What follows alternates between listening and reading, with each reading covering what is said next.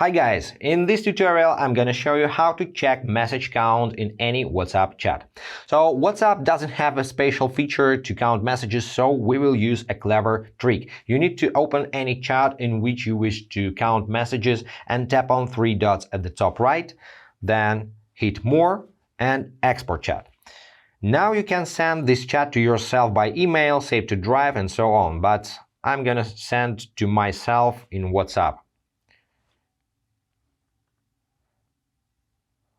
Once you receive the chat.txt copy, tap on this file to open in any browser. Let's open in Google Chrome. And now let's see which symbol appears in every message and only once. And this is the euro symbol. So tap and hold on this symbol. Copy it to a clipboard. Now tap on the three dots at the top right and hit Find in Page.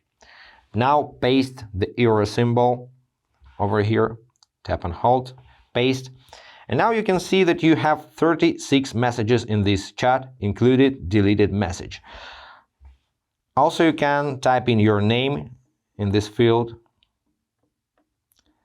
and see only messages from yourself. That's pretty it, guys. Hope this was helpful. Subscribe to the channel, hit the like button, and be awesome. Bye.